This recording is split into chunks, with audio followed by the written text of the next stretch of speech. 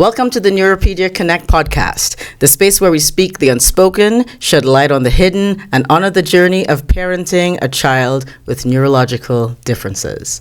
Hi, I'm Dr. Vivian, Pierre, and I'm a physical therapist, and I've been one for almost 20 years. And I am here to help parents who feel like they've been failing their kids while they're trying to learn and navigate this healthcare system. And not only navigate the healthcare system, but figure out the juggling act between the healthcare system and the financial space that they provide for their kids, their families, to live the extraordinary lives that they deserve. Today's episode, the first episode, and welcome to everyone. It's going to be raw. It's one of the hardest episodes that I feel that we're going to do, but quite necessary. And the point of this episode is the conversation that we need to have. It's about the elephant in the room, the tough conversations, the feelings that most parents bury so deep because they're afraid to say them out loud. The guilt, the grief, the quiet resentment, the financial weight, even the loss of the identity, the dreams that they feel like they maybe have had to have left behind, quietly in the background when the world tells them just to be grateful. So I am truly honored and grateful to be here to share this with you guys. But more importantly, this is not a pity party. It doesn't mean that it isn't going to be hard. We are going to be real, we are going to be human, but most importantly, we are going to be the voice where these parents can be seen and heard.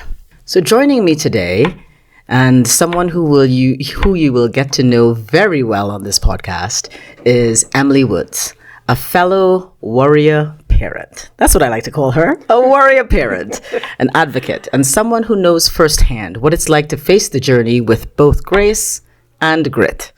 Welcome, Emily. Thank you for being here and willing to have this conversation with us and so many more that I intend for us to have that will really, really, truly put spotlight on different things for parents and individuals who are really having a hard time in this space. So thank you for being here. Well, thank you for having me. Absolutely. I am a little overbearish about these topics. Mm-hmm. Not one to sit back and just take whatever might be handed to me. That's why we love you. So Emily, tell us a little bit about yourself and your family and, just give us a little bit of a background. So I was born and raised here in Utah, and I grew up with two sisters, and I married my husband later than most would get married in our culture. Mm-hmm. What would you consider later? Oh, I was like 26. Okay. He was 30-something, 31. But in our little corner of Utah, mm-hmm. we usually get married around like 19. Okay. Maybe younger. Man, you were ancient. No. I know. I was like, dust that off. Right. But we were both ready to embrace what was next in life. Okay. So we felt like we had lived a little. Now that we've lived a little, mm-hmm. we probably could have lived a little more. But he is a fireman. Okay. He's been doing that for 27 years. Mm-hmm.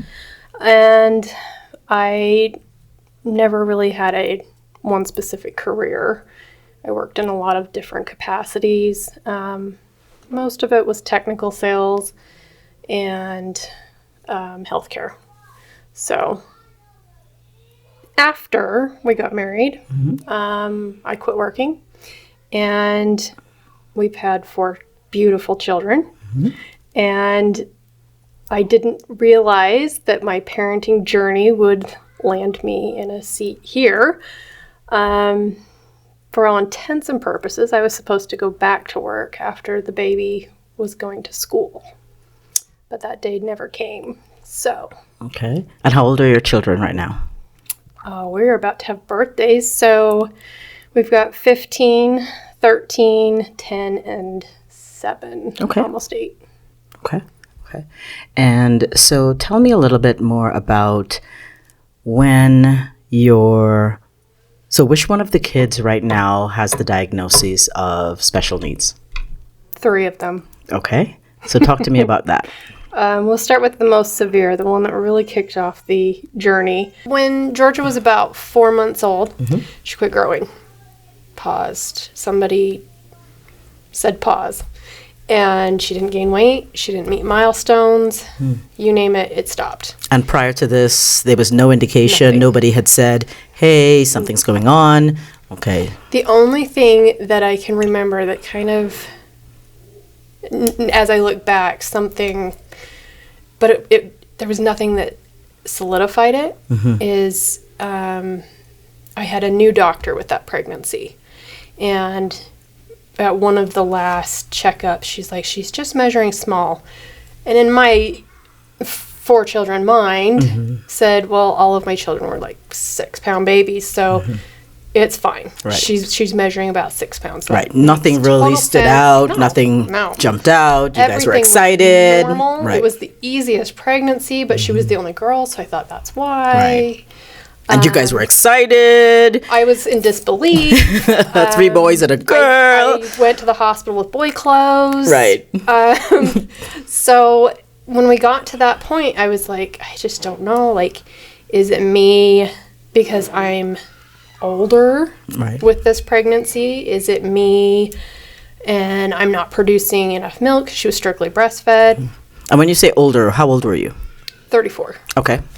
So not as old as plenty of people. That's right. And just to, if I can interrupt right here, and it's interesting that you're saying 34 is old, right? Because we're in a society right now where that's the average age that individuals are having kids, if not older than that, right? Because of careers, of different things that are going on. Of course, we are in Utah, and people characteristically have children younger, but they do also have a great number, a large number of kids, right? And so even at age 34, it seems like that should still be okay. There shouldn't really be too many complications around that necessarily.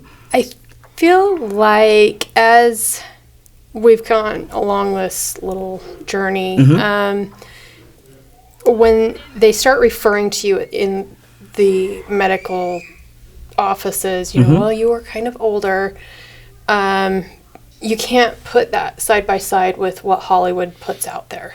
Because I'm not an actress. I'm not in Hollywood. I am not 45 and having my first child. Right. And by the way, there are a lot of people who end up with issues that don't even get caught until much later on. Right.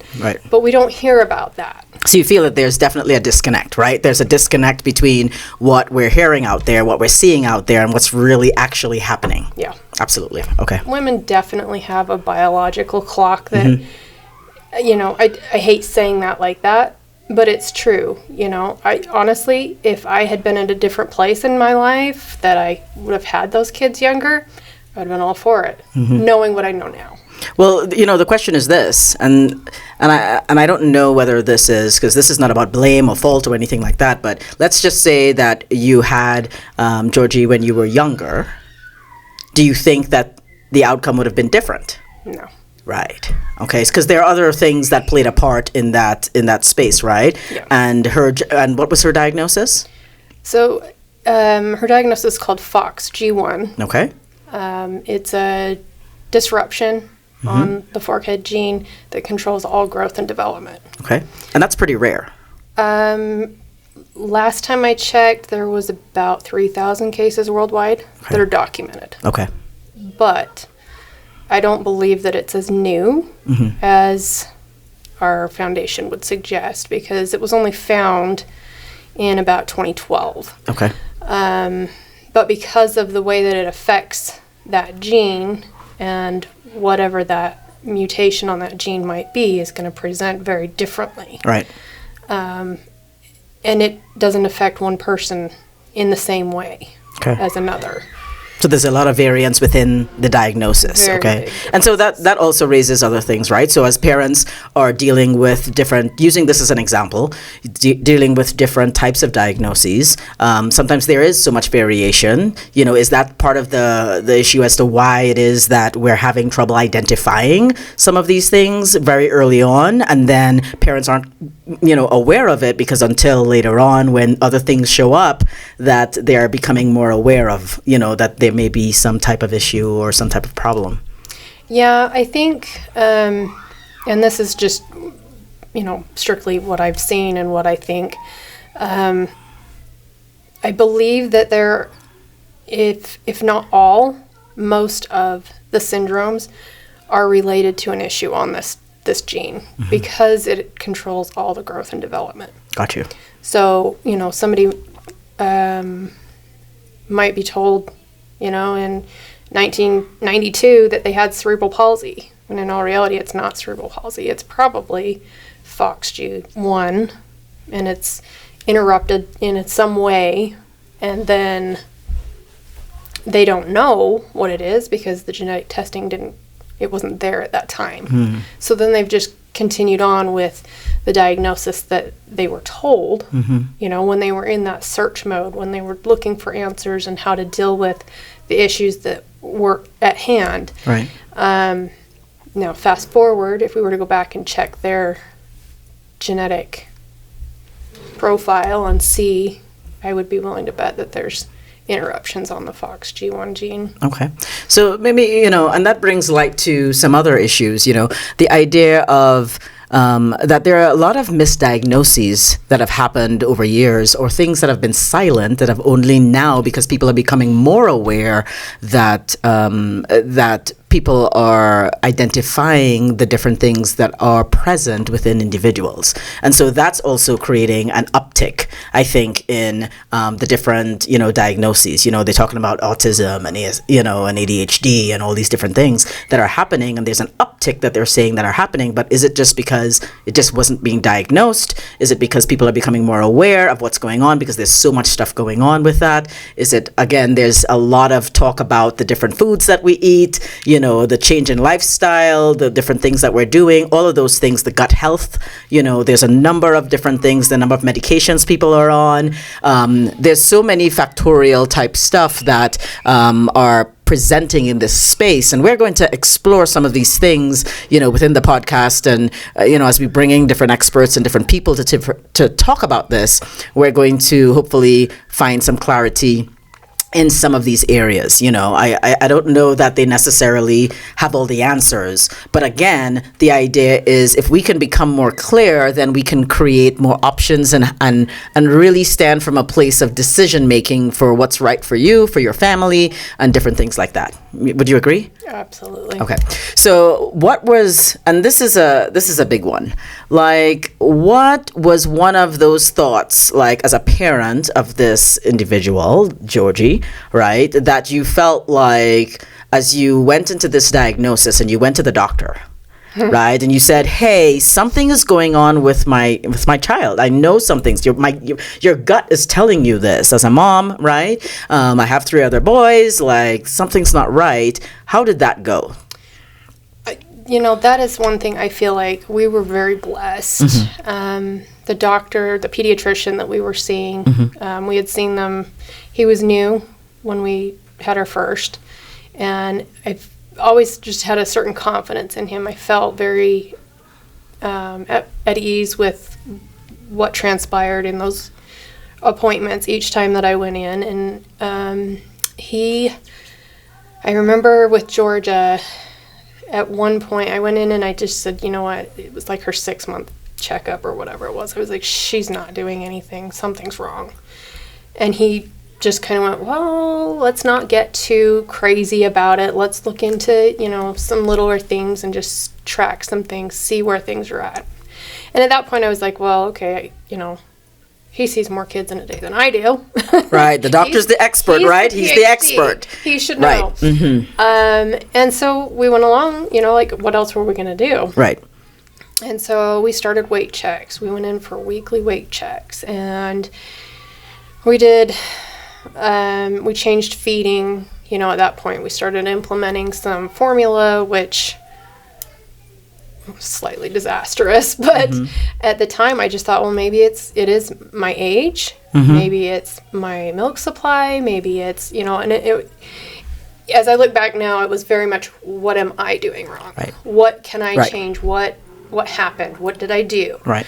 A lot of self-blame, which Right. is common Right. in this world. Yes, as a physical therapist, and I've treated some kids with these special needs. I find that happens a lot, right? That definitely, I don't think that I've met one parent who hasn't looked internally to say, what could I have done? What did I do? What am I continuing to do? And make those decisions. Because even as you were doing these different things, changing your feed and all these different things, were you doing that on your own, or were you getting direction to do that? I'm going to say a little bit of both. A little bit of both? Because at that point, she should have been transitioning to solid foods. But she had no core strength whatsoever. Okay. And she was kind of rolling over, Okay. but she had to have assistance with it. Okay. And were you seeing a nutritionist, or were you seeing some feeding specialist, Not or at anything that like that? point. Not at that point.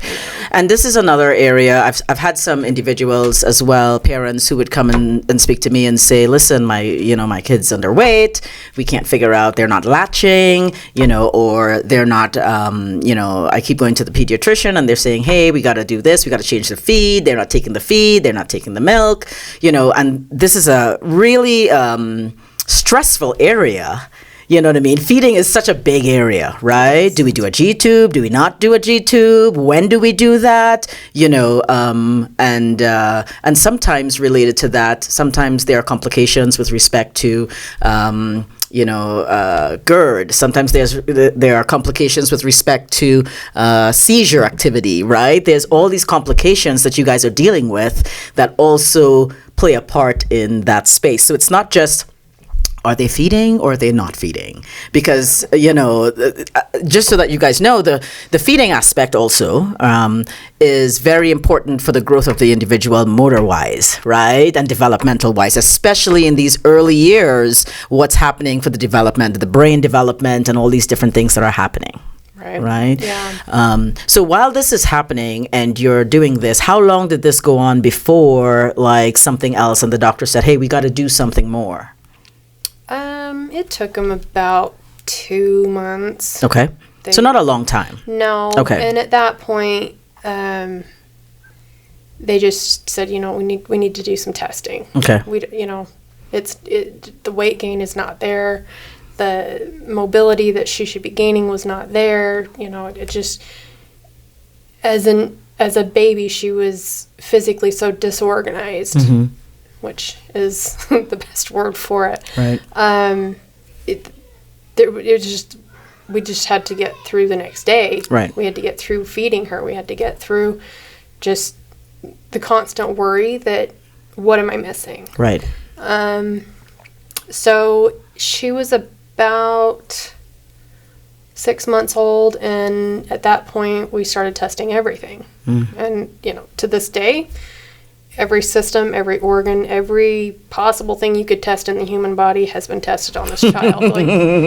You went full force. She Let's quickly just became the $1 million baby. Right. And then some. So we were fortunate the insurance was cooperative. But that was very largely to do with everything was coming back, that it was normal. Everything was functioning properly. Everything was as it should be for all intents and purposes. Other than she just wasn't, nothing was changing. Right. So there was this huge medical question, why is nothing changing with this child? She's 4 months old, 6 months old, 8 months old. Nothing's changed. Right.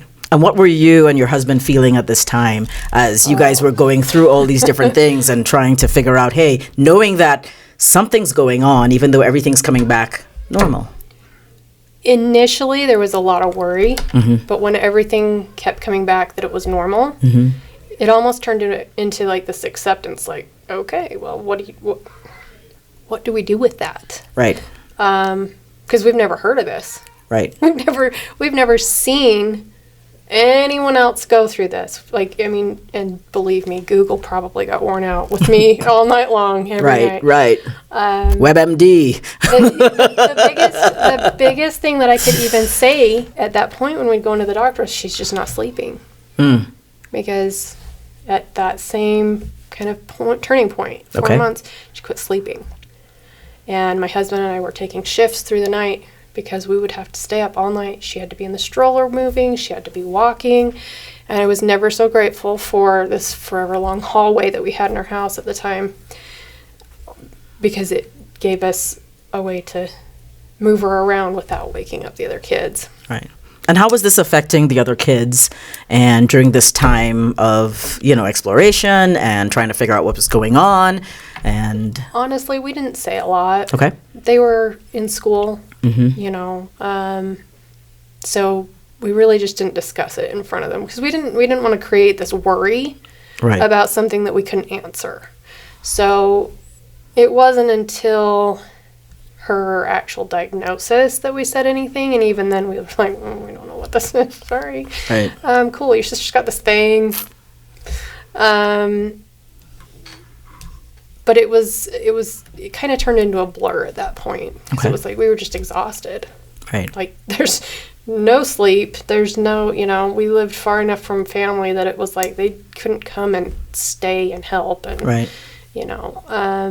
and that's a real thing, the support system. So what was your support system in that space? Because it sounds like when you say that you were living far away from family, it sounds like it was you, your husband, your kids. So, what else was going on? It was me, my husband, and my kids. And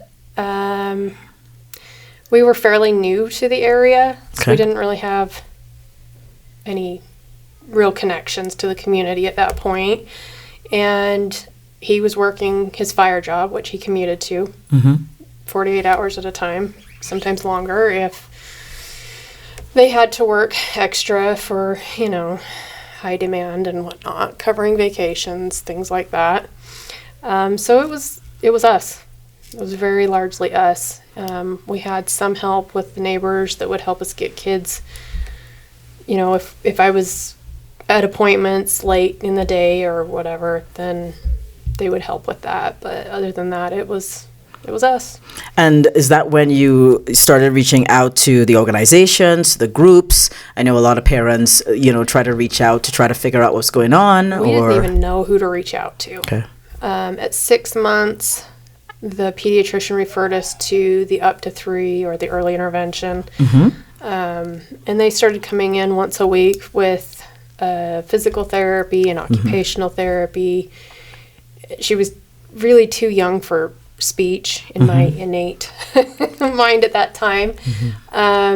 But we didn't have anything to base anything on. It was just like we had to get to a certain point before we could even know where to look, if that makes sense.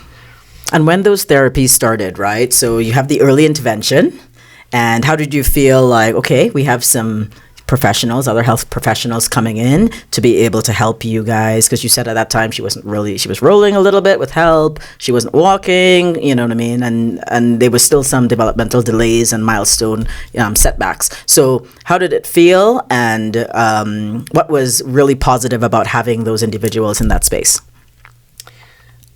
The biggest positive part about having them there was it was somebody else to bounce something off of. Maybe they knew something I didn't. Maybe they had seen something similar. The biggest thing was somebody for me to interact with in this capacity, because I didn't have those people in my life. Right. I didn't come from a background with these things. Right. But as I watched for months and months and months, she was in this program until she was 3. Nothing really changed. Okay. And how did that make you feel as... Well... So when did she start? When did she actually start the program? 6 months. So she started at 6 months and she went all the way till 3. And there still wasn't a lot of change that had happened in that space of time. Yeah. And so in that space of time, like, what were you guys thinking and or feeling at that point as you guys were, trying to do the things that you think was going to add up? Because up to this point, everything had still turned out normal, right? Yep. Right. So her official diagnosis came when she was about 2. Okay. So it was a while before the official diagnosis. So what was the unknown space? Even though you said, hey, I accepted, kind of like, okay, well, It was just trial and error. Okay. Like we didn't know what to look for. Right. We didn't know, because when we would Google things, Right. it was like, well, she doesn't check any of those boxes because Right. all of that's okay. Right. You can't Google what's wrong with my kid who has nothing wrong. Nothing wrong. So Absolutely. Mm-hmm. It didn't work. Like it turned up with nothing. And so it was like at that point we just kind of give up on even looking to see what we could find because it just didn't make sense. When she got the official diagnosis, the doctor that did it, he's phenomenal. He's very good at what he does. But again, doctors practice medicine. He ran a simple syndrome panel, and it came back normal. Surprise! And he was like, "There's one more test we can do." I'm like, "Are you kidding me? I think we've tested everything. Wow. What else could you possibly find at this point?" At this point, we were just going to go home and carry on. Right. Like, what else do you do?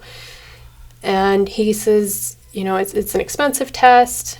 And when he gave us the price, I was like, we need to buy a new car this year. Sorry, we're not. It's a test or a car, and we kind of need the car. And your testing hasn't given us anything yet. So. And this test would have to be out of pocket? He didn't know. Okay. He says, so if I can convince the insurance to do it, will you do it? And I was like, what is the point? I was against it. No, I don't. At this point, I know what I know. Right. And everything else so far was normal, right? Anything, so there was nothing. She's just going to be some delayed dwarf something. I don't even know how that works, but that didn't come up in my Google search, so I don't know, know. But he says, we'll take Dad's blood, we'll take your blood, and we'll compare, and then we'll compare hers. And I said, okay, well, if the insurance will pay for it. I said, I'm not paying for this.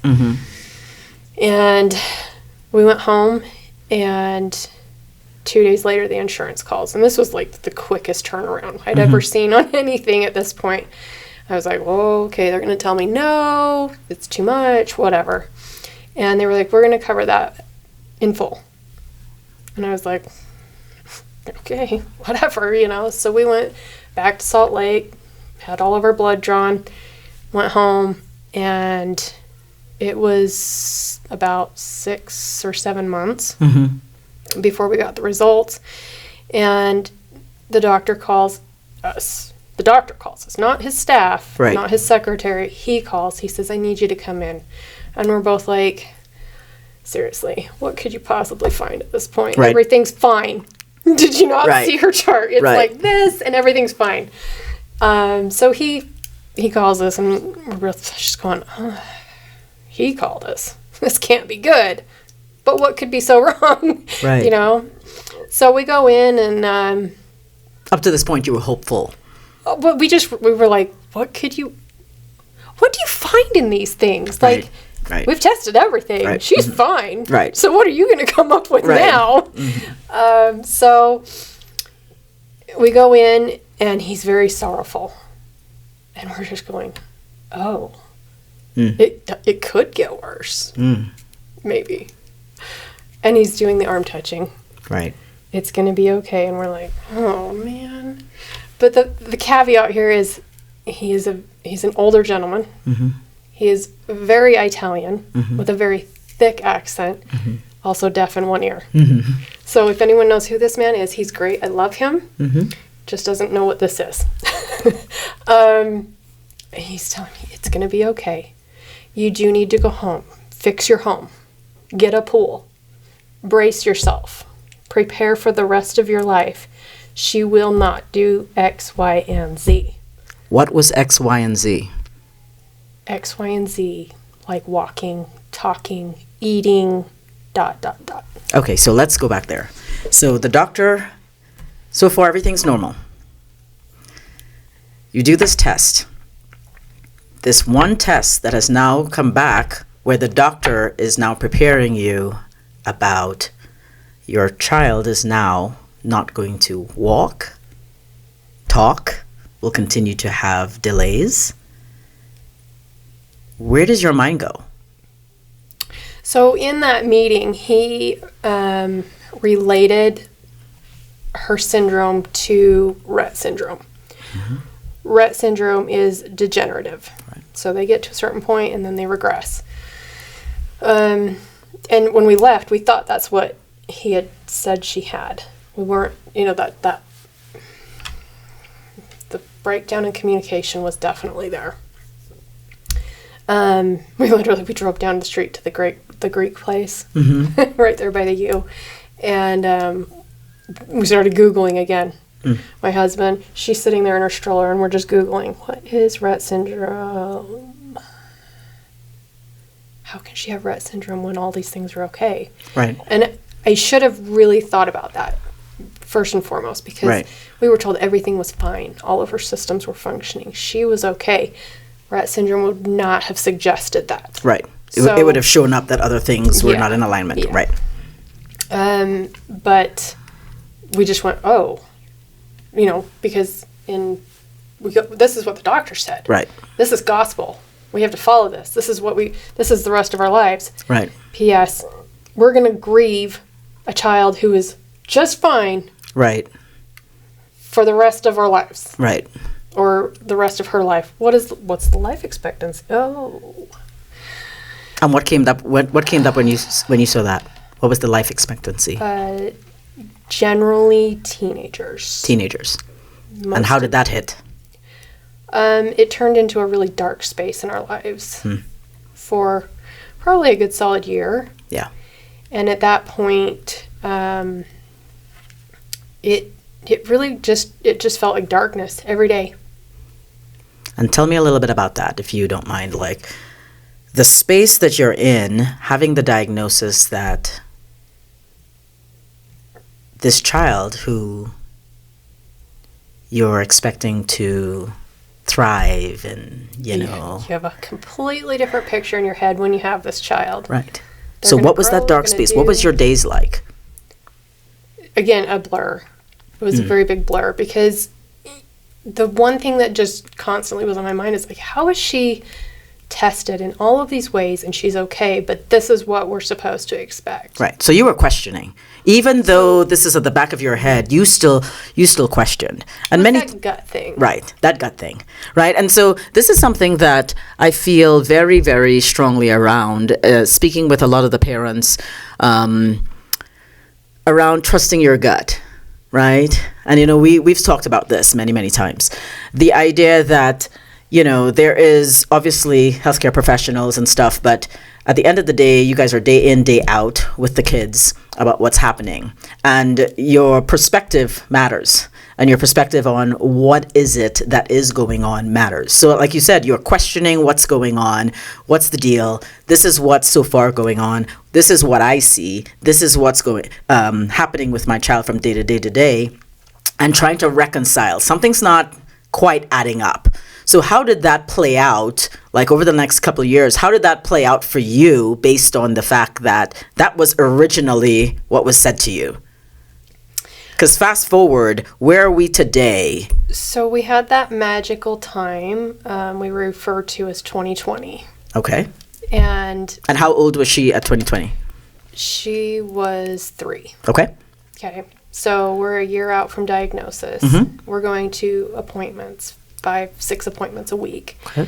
Those appointments are an hour and a half to 2 hours away. And the appointments are therapy appointments or specialist appointments? And one therapy for speech and one therapy for occupational a week. Okay. So I became a medical mom by all definitions at that point. And it was just get up, put a smile on, and do this, because you have no idea what you're doing. Right. So you threw yourself into the whole space. Make it till you make it. Right. I do remember very specifically, it was just a few days after the initial diagnosis when he had said she's not going to eat. Right. And all I could think was, if I can get her to do this, which was absurd because you were just told by the professional that she was never going to. Right. But it just didn't resonate. Mm-hmm. It didn't fit what I was seeing. Right. And so somebody had brought over a lasagna, or maybe I made it. I don't know.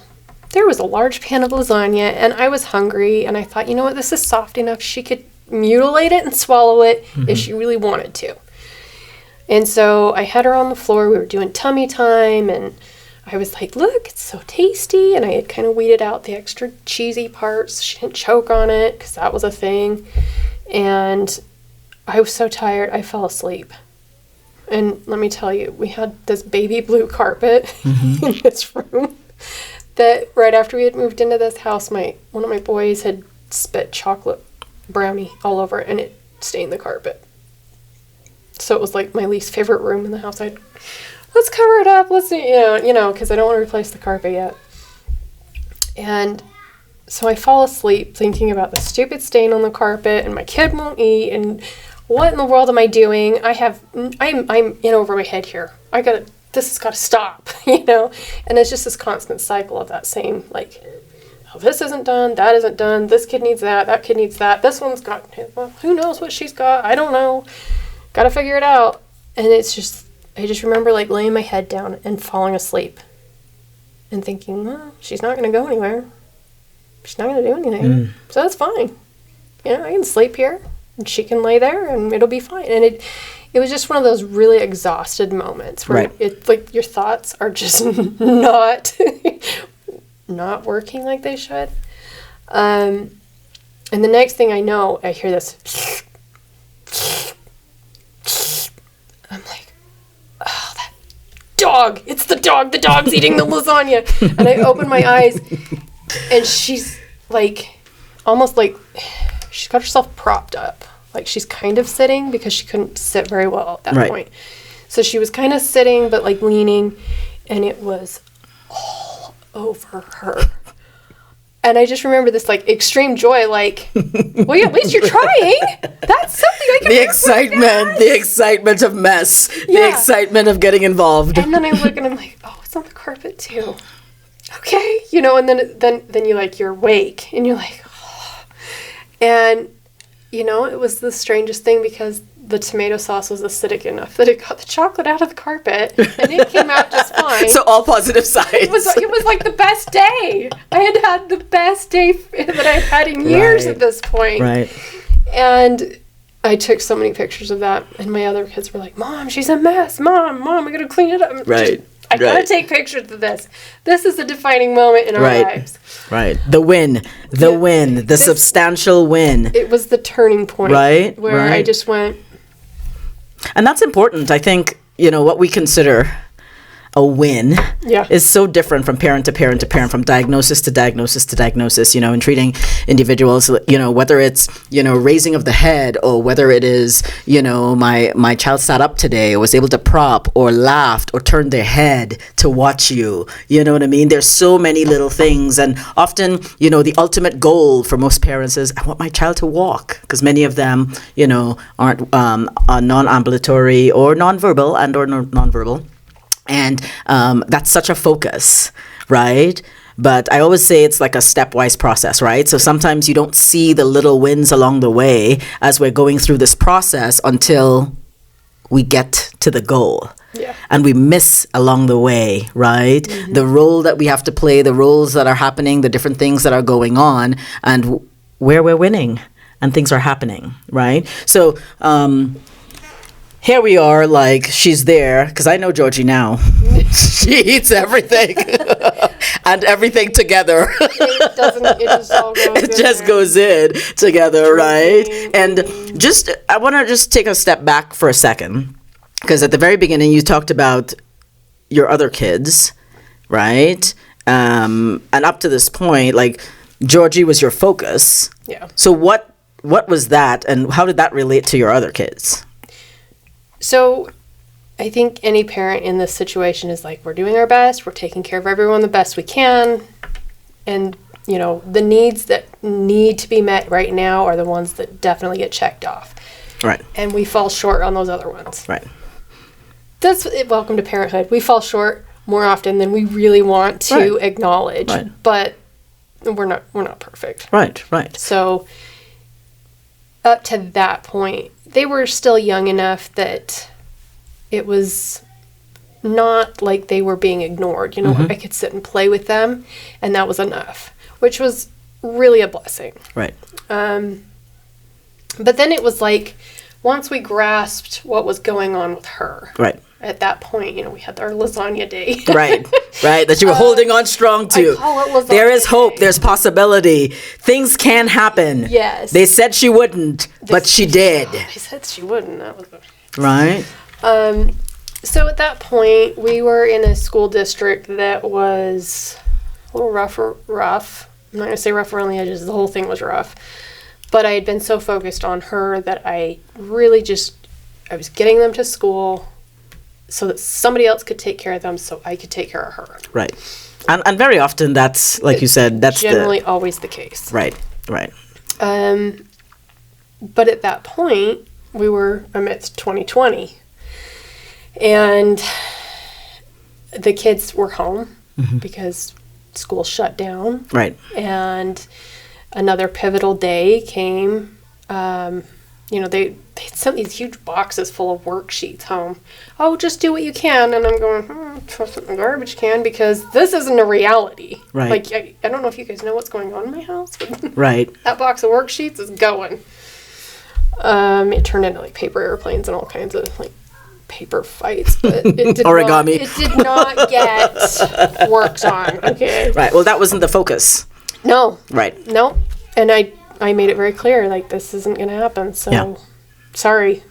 You can sit and chat with them on the computers you sent home. Right. But I can't sit here and do worksheets with them. Right. So, yeah, needless to say, the worksheets didn't get done. Yeah. They turned into the recycle bin. And snowflakes, maybe. But what I started to recognize is that I wasn't really getting anything done. I was home watching my kids, and that was fine. We were very happy doing that. Except for we'd let the yard die so we could put in a pool, because that's what the doctor said to do. So, but there's that. But, no, everybody's needs were being met. We were very happy as a family in our home. We weren't uncomfortable. There wasn't, like, awkwardness or anything like that. But I was recognizing that the school wasn't doing anything with my other kids, and the doctors weren't doing anything with Georgia. And my husband came home one day, and I said, you know what? You're going to think I'm crazy, but I think we need to homeschool the kids. And he went, right, like, you have time for that. And I'm like, well, that's the other side, because I don't feel like the doctors are doing anything for us. And he's like, you can't just stop going to doctors. I'm like, yes, I can, because I just met with this specialist and this specialist, this specialist, this specialist. And by the way, the HSA card is empty, and we're going to owe them something to the tune of another $5,000 because I sat there and told them our story again. So by this time you were seeing a number of specialists, all these other things. You just didn't feel like all of those things were being met. We had feeding specialists, heart specialists, right, MRI every 6 months, this, that, you name it. You had some success with them, and they led you on a path, but there was still this gap. They gave me the answers and bits and pieces that I needed to figure out what was going to work. Right. But it wasn't something that I needed to continue to do. Right. Because then nothing was changing. She wasn't medicated for anything, so we don't need a doctor for that. We weren't doing any genetic counseling. She was a baby. Right. It's not like she was going to go have kids. We weren't having any more kids. There was no need for it. Right. And so we quit. And, you know, we get a lot of flack from a lot of people. Like, how could you quit? Right. Well, that's a little bit outside the box, right? Not the normal. Have some strange syndrome and go, yeah, we're done with that. You know, like, you can't just quit the syndrome. It doesn't go away. Yeah. So we quit. We quit school. We quit that. And as I took the kids out of school, I tried to get records to see, you know, like, what levels they were on, or, you know, where was I going to go with this? Because I wasn't homeschooled. My husband wasn't homeschooled. But I was exhausting myself trying to take care of all of their school things and realizing that they really weren't, like, what were they doing? Right. You send me home a box of worksheets, and like, is this really what you're doing at school all day? Because that's a waste of my time. That's a waste of their time. And it's, quite frankly, you're being overpaid for handing out worksheets, but whatever. So you moved everybody into homeschool. Everybody all at once. And at that point, I realized that my youngest was severely behind. He was only in kindergarten, but he did not recognize letters, sounds. He knew his colors, and he knew some shapes. So here we are. Well, I guess we're going to figure that one out. So my laundry list changed. I am still figuring out Georgia, but I know she's okay, and it's time to give the focus to this one because what's going on? This is not where you should be. You are at school every day. You have like 0 tardies, 0 absences, and you can't read small words. What's going on? And my second one, he's kind of the abstract wild child. So we've just had little struggles with him along the way. I wasn't too concerned about where he was at. I had a good idea. And my oldest, he's always been a really good reader. And so I knew I could get him different kind of workbooks or, buy memberships to different things, and he would be okay. So up to this point, no one had identified anything with any of your other kids, though? No. So when you said, hey, I'm going to homeschool, now with your investigative space that you've been in through Georgia, you realize, hey, there are other things that are happening with my other kids that maybe I was not aware of because I was spending so much time with Georgia. And that opened up another can of worms for you to turn around and now spend more time even figuring out them. So where's Georgia today? Georgia's walking. Her attitude is in full force. She is capable of doing most things other than communicating verbally in a very proficient way. Give me an example when you say she's capable of doing. She can open anything. She climbs to get into things. Like if she knows that the chocolate's in the top cabinet, nothing's stopping her. She'll push things up and she goes and gets it. She's flooded the bathroom a few times. She's killed car batteries a few times because my husband thought it was okay to let her play in the car while he was out there, not by herself. There's always somebody around with that kid. But yeah, she's very physically capable. We're still working on perfecting the walking.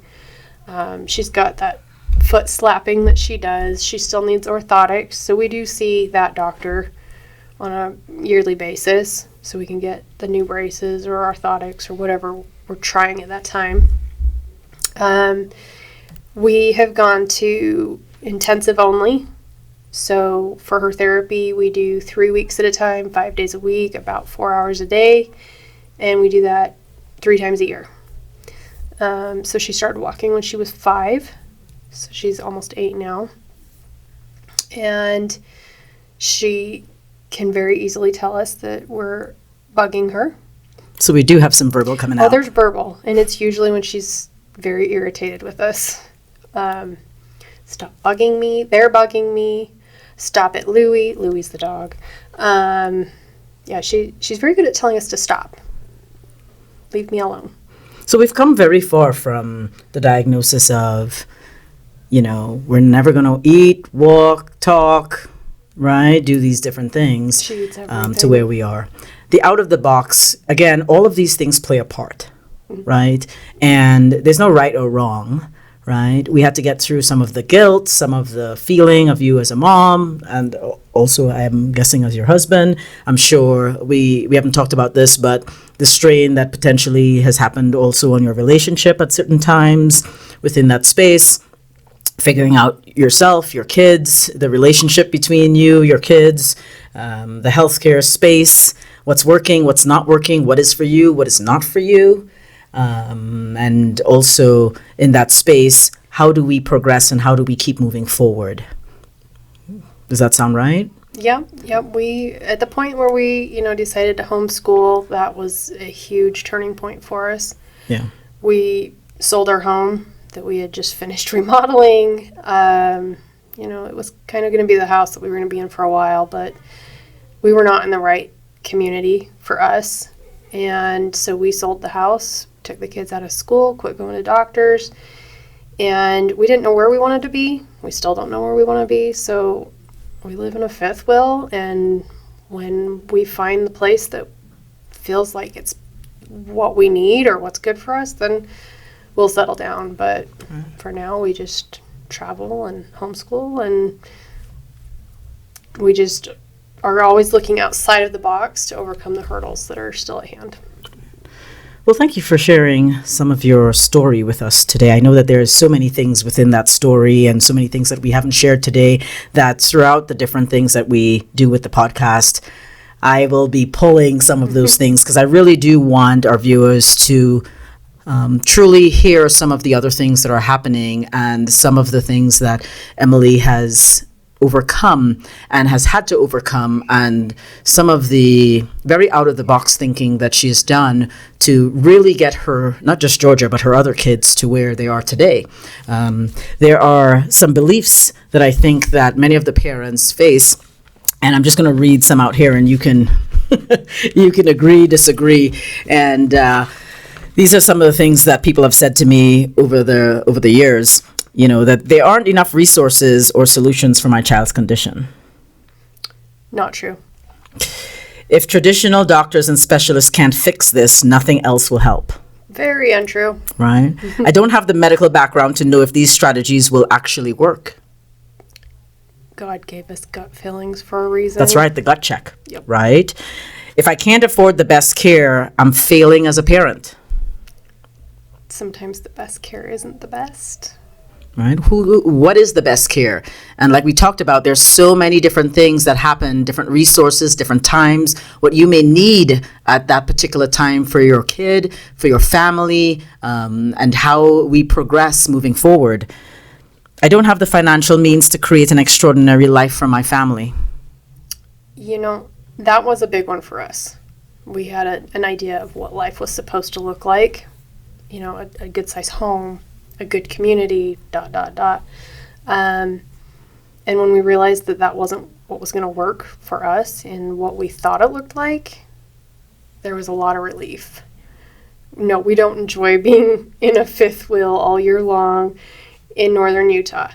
Summer's not bad, winters suck, but we are worlds ahead at finding what is going to work for us. We have an idea of what that looks like now, and now we just have to find where that fits. And I'll tell you, Emily and her family just got back from a trip from Spain, a cruise, where she kept sending me pictures that I was very jealous about. And they had quite an experience where Georgia and her boys and her husband and herself were able to truly experience life. So you can live the life. It just might look a little different from what you originally planned for it to look like. But absolutely, it's possible. And that's why we're doing and we're talking about and we're bringing to light some of these things and these questions and getting these questions answered, because we truly believe at Neuropedia Connect that we want to connect you guys. We want you guys to have that support system, a support system that Emily did not have starting off. But over the years, she has started to create that support system around herself to be able to help her to bridge some of those gaps.